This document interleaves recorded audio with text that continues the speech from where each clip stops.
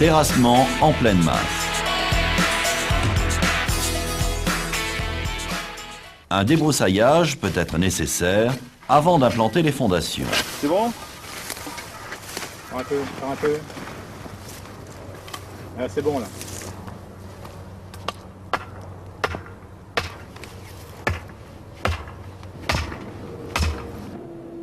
Le décapage permet la récupération de la terre végétale qui est stockée pour sa réutilisation.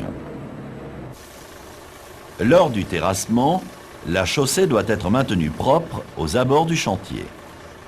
Le nettoyage des roues et le balayage de la chaussée sont indispensables.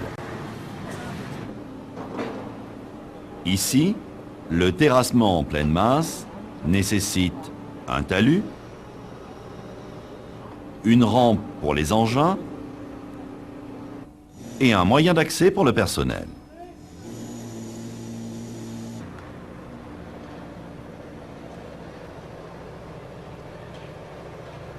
En général, la nature du terrain ne permet pas la réalisation de parois verticales dans le terrassement. Pour éviter les glissements de terrain, un talus est nécessaire.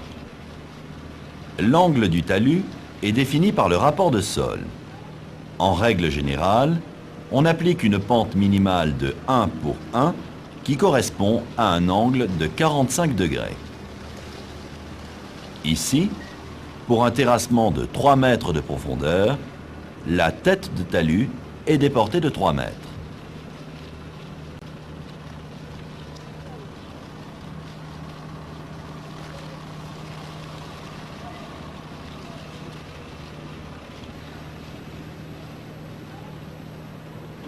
Pour un terrassement en pleine masse, les pieds des talus sont tracés en retrait de l'ouvrage à au moins 1,50 m.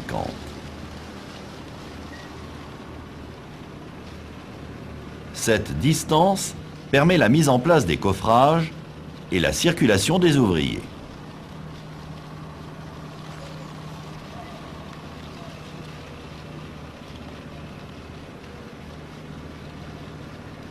La tête du talus est tracée.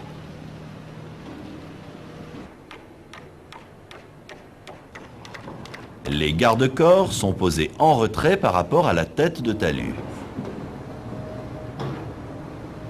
Le terrassement commence au trait du pied de talus.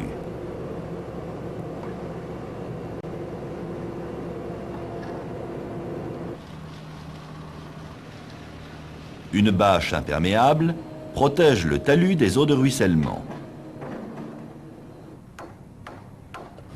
La bâche est maintenue par une planche.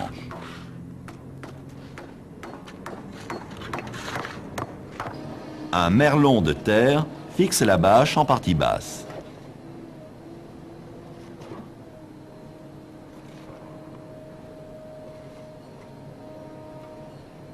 La réalisation d'une rigole en tête de talus recueille les eaux de ruissellement.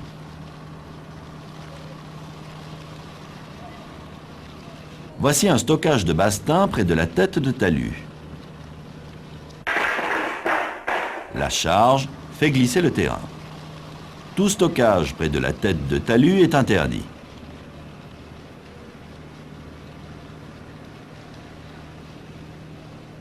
L'éloignement de la zone de stockage est fonction de la nature du sol et de la charge à stocker.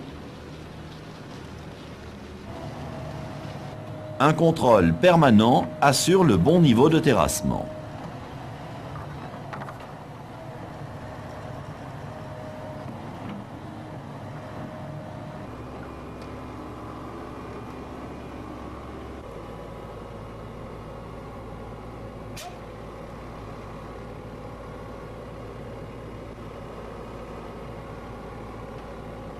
Il est dangereux de travailler ou d'être présent autour des engins. Il est interdit de se tenir dans la zone d'action de l'engin. Lors du terrassement, il convient d'être vigilant en présence de réseaux ou d'ouvrages enterrés. Ils sont généralement indiqués sur les plans ou peuvent être découverts lors du terrassement. Les réseaux enterrés sont en général repérés par un grillage avertisseur.